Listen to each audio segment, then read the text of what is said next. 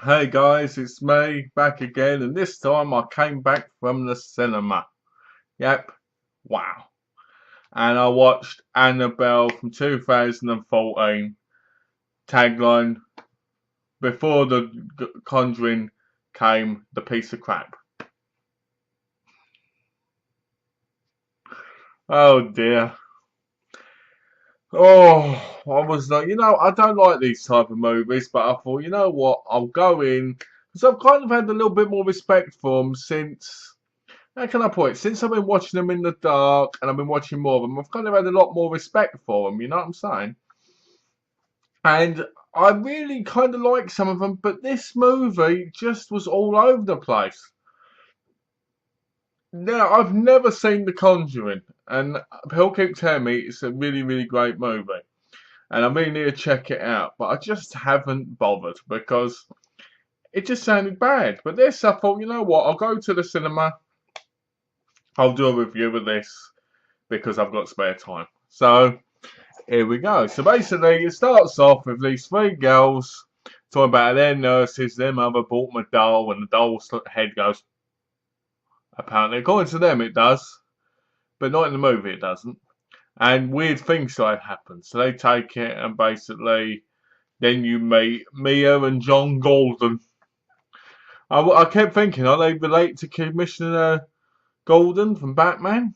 Hmm. Jim Golden. John, are you Jim Golden's relative? Anyway. So they're like a happy loving couple and she's pregnant and it's all good and basically he buys her this doll, the Annabelle doll, and you're sitting there going, this doll looks terrible. But it's gonna be okay because the doll's gonna come to life and it's gonna move like Chucky, right? Well, no, it doesn't. So we're sitting there and all of a sudden there's a great scene in this where they're laying in bed and you see out their window and their window's side to the bedroom window of next doors who you met earlier, who's a loving couple who lost their daughter two years ago to a cult. So you're looking through the window and you're like, okay, so what's gonna happen? And then you see them get up, Sharon and Peter Higgins, you see them get up, and all of a sudden, Sharon's trying to make a phone call. Now, this is through the window. This is quite a good effect, because it's through me and John Gordon's bedroom window to their window. So you're looking from inside their bedroom to their bedroom, basically. And then all of a sudden, you see this guy kill him. And you're like, who the hell's this? And it turns out to be it turns out to be Annabelle Higgins' husband or partner. And you're like, bloody hell. And Mia wakes up and goes, what was that noise? And she has a look and it's completely pitch black where they've turned the light off. And you're like, holy moly, this is going to get bloody good because this looks really good. I'm getting terrified now. I'm sitting in the cinema. I'm with people next to me going, and I'm like, yeah, come on, we're gonna do it. Yeah. And then basically John goes running in and he goes, oh no, something happened. Quick, call an ambulance. I think it's called an ambulance. It was one of them. And you're like, why won't you call the police? They're dead. So then basically she's like, oh, I've got to get to the phone. And then you see the bloke behind her and you see Annabelle kind of near her. And the bloke grabs hold of her and stabs her in the stomach. And you're like, oh. No, the baby, right? She's sitting there going, yeah, okay. So John turns up and starts fighting, and he's about to get murdered, and she's like, my stomach, I've lost my baby, in her mind, you can tell. So the police turn up, they shoot the boyfriend of Annabelle, and she's in the bedroom, holding the doll. That's right, she's holding the doll, and she killed herself. And there's this great bit where it zooms on her and a bit of the blood falls off her onto the doll. So I'm guessing kind of like Chucky style, she's in the doll, right?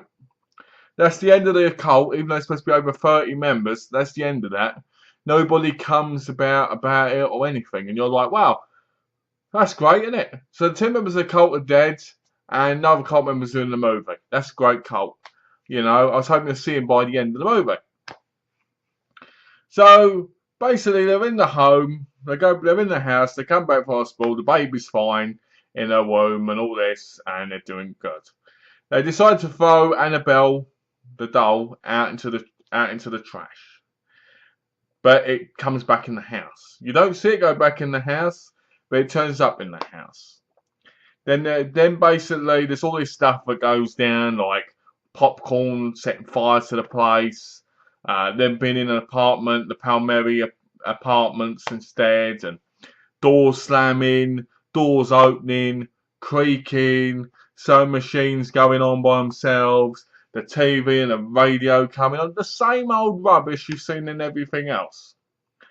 There was one really good effective scene I saw.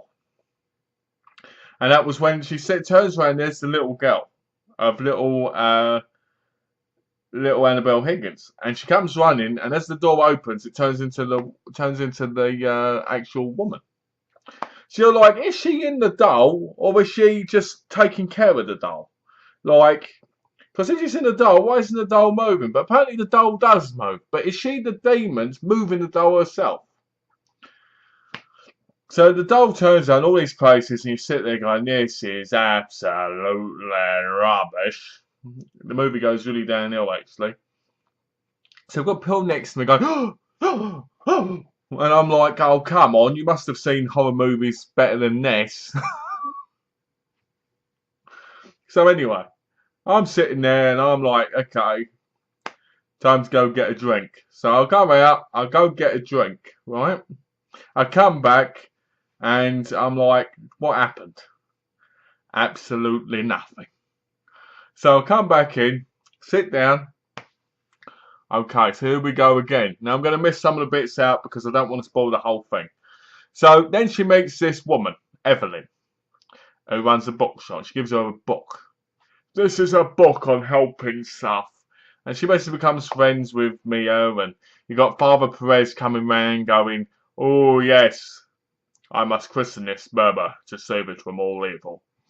And Evelyn's at the place, and oh, Father Perez takes the doll. He goes, I'm going to take this evil doll and take it in a place of sanctuary. I'm going to take it back to the holy place. So he's about to go into the church, and there's Annabelle Higgins behind him, dead, like spirit, looking at him. And he looks like this, and he goes to run in there, and he gets blown back. Then she picks up the doll and runs off. And you're like, is Father Perez dead? No, he's not. Why isn't he dead? Why is Father Perez still alive? And if it's because he's a holy man, why was he even hurt in the first place? He wasn't doing an exorcism or something. So you're sitting there going, oh. You're like, is there any real deaths in this movie? No, I don't think there is any deaths from this bloody doll. There's another scene where basically Mia's locked out and she puts her head down to the floor to see under the door, and these books are falling beside the baby. And as it's falling down, all of a sudden the doll falls down, just like if I threw a bear down. I'll show you. Where is it? Like this. Right? It goes, oh, like that. No movement, like, ooh, but, ugh. Doesn't move. Just like someone just dropped on the floor like that. And you're like, oh, come on. When's the doll going to move? When's it going to talk like Chucky? When's it going to cuss its head off? Nope, never happens. So, we get to the bit, but some of the scenes are effective. I'm not pointing it completely down. There's some good shock scenes in it. 3, probably, the most.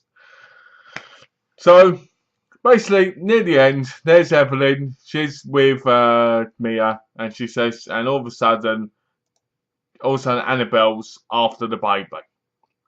A baby girl, must I say. Who's very, very adorable.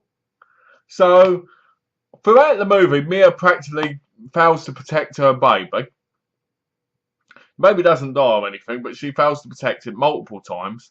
You're like, after the first time, Mia, you take the baby, you get to high dodge out of there, and you make sure the baby doesn't get harmed. Nope. After one accident, you stay in the place, and another one happens. How stupid are you, Mia? Now, this movie's set in the 1960s. And The scenery, the clothes, the hairstyles, the TV, the radio, all excellent. Fantastic. I can't complain about the setting at all, because the setting's great. So, back to the film. So there we are, at the end, Evelyn and Fee there, and all of a sudden, she grabs hold of the baby, Mia, and she's like, oh, that's not my baby. And then that's when you hear the catchphrase from the doll.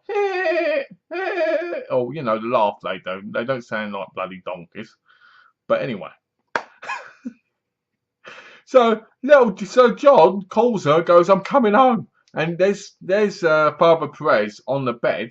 She gets a big knock on the door, and there's Father Perez. And he goes, you must sacrifice yourself. And you're like, and she shuts the door. So right at the very end, she grabs hold of the doll, Mia. And she goes, it wants a soul. It wants our baby girl's soul. I'll give her my soul. I'm going to jump out the window and give it my soul. Because if you want an innocent baby soul, you're going to take an adult soul when they sacrifice themselves. This is at the point where I kept going, I'm going to sacrifice myself because my name is Tom Hardy. And I'm just sitting there going, come on, guys.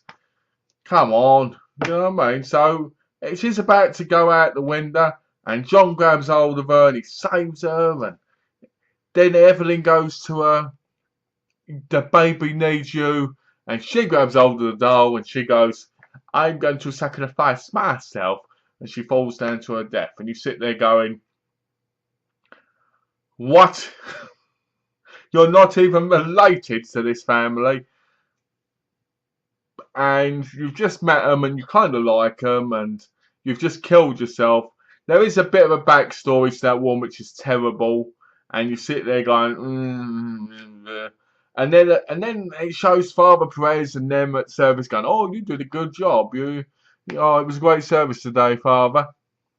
And he goes, thank you. And he gives him a photo, and he says to Mia, you know, there's nothing more important to the Lord, or something like that, to the Father, than a mother's love for her child. And she goes, and walks off. Right? You're sitting there going, so we try to say that her love for the child kept the child safe, when in reality she did nothing of any interest or importance to protect that child, but in the end it was poor Evelyn who killed herself to bloody save the child. And why did her killing herself save the baby? Why didn't the doll go back upstairs and kill them all again? You know what I mean? I'm sitting there going, this makes no sense. This is all dribble, basically. So then he goes to basically the woman who bought the doll for the nurse kids, and it's in a thing, and you get this thing up going on about how dolls were bought for kids and how they're evil, and you just sit there going, why would anybody watch this? The doll doesn't even move. The doll's eyes change, but other than that, it doesn't move. There's doors that are shut, and you see the doll's face, and unlike Chucky, you'd go, the doll just goes, doesn't move. You're just sitting there going, you're joking. This movie's about a killer doll that's possessed by Annabelle Higgins, who's not doing anything. It was more of a ghost story than it was a dummy kind of doll killer movie. So here we are, we're watching it and it's finished, and I'm sitting there going, if The Conjuring's this bad, oh no. But to be fair, this wasn't directed by James Wan. It was directed by John R. Leonetti. So I'm going to give The Conjuring a chance because it's probably decent. You know, it might not be, but I'm going to give it a go anyway. But this movie, the characters seemed very, very wooden, cardboardy. I didn't feel anything for the characters. Mia, who was played by Annabelle Wallis, was just boring. She just bored me witless. And what is it with these films with possession and that, where the husband always has to go to work? Like, oh, you know, I know some weird stuff's going on, love, but I need to go to work because I'm training to be a doctor. and I've got to work in the evening, leave you alone, and then come back and think you're crazy because I'm a stupid stereotype character in every horror movie that goes away to work. I'm just sitting there going, there's all these cliches, there's all this same old, same old. Can't we have something new when it comes to this thing? Is it that hard? The husband goes away, the woman and the baby deal with it, the baby's in danger, the woman saves the baby. Normally she fails a few times, and then someone else might sacrifice themselves, because that's the way the movie is. It's like, why can't we just have a movie which is original? Why does the movie have to be like every movie that's come out over the last 10 years of this genre? I mean, I don't want to put it down completely. It's got some shocks in there. If you want shocks, it's got some in there. Most of them are ones you've seen all before and they don't matter, and you just sit there going, yeah, I've seen it before, but people that like this movie are going to be people that, you know, like watching the same thing over and over again. Not putting people like this film down, but that's the kind of thing it feels like. Because I watched this movie like a movie like this, which to me is almost the same movie, like 10 years ago, and it made me jump then. But watching it about 1 billion times since then isn't making me jump anymore. And some people will, because they kind of watch it and things don't just get boring to them because they can jump again and again, if you get what I mean. Like, oh, it's Halloween, let's watch Annabelle. Oh, oh no, she jumped out the window of the dummy. There's no explanation of what happened. Did the dummy disappear afterwards? If so, why didn't it go back and take the baby? Why did it accept Evelyn's soul? I know she was a troubled soul, but why did it accept the soul? It was just absolute dribble garbage. It was like, oh, you know what? We'll make the film in under a year and we'll cash in on it. And they did. This movie, let me just get up one thing.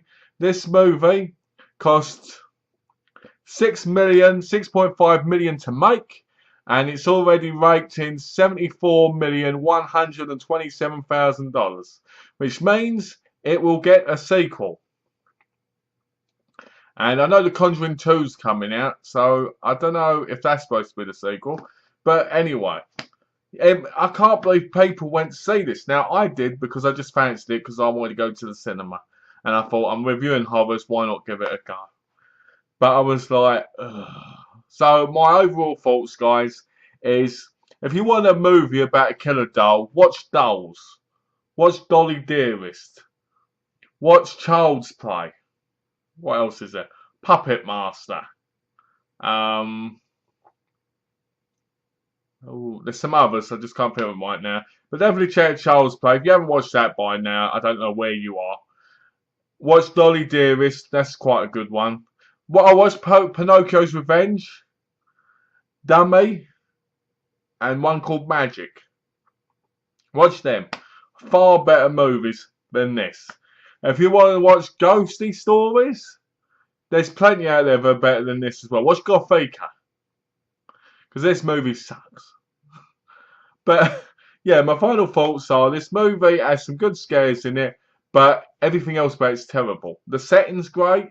The 60s setting's great. The wallpaper, the clothing, the hairstyle, the movies, the TVs, with the TV shows, everything felt like it was in the 60s. But the characters, the development of the characters was terrible. The acting wasn't that great. I wasn't very convinced. I didn't feel scared by the characters at all. Didn't feel like they brought any real worrisome or that they were in danger. I felt like it was just overacting. I thought the quick shots were pretty bad. Didn't enjoy that. Thought that the whole story overall was a big letdown.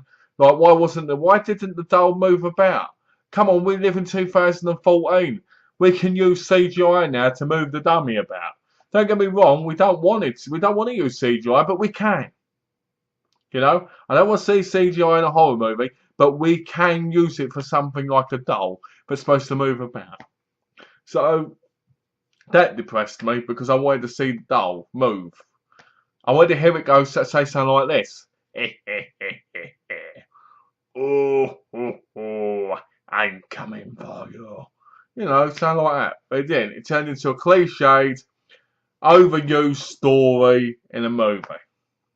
So anyway, guys, I give the movie a 1.5 out of 5 because it's seen it all before. Nothing new, really. Just in a different setting, different time. And the doll didn't bloody move. And the movie's about the doll and the dead person, Annabelle Higgins. I just want to see that doll bloody move. Was it so bad to want to see that doll move? Anyway, waste the money, waste the time. But thanks for watching the review, guys.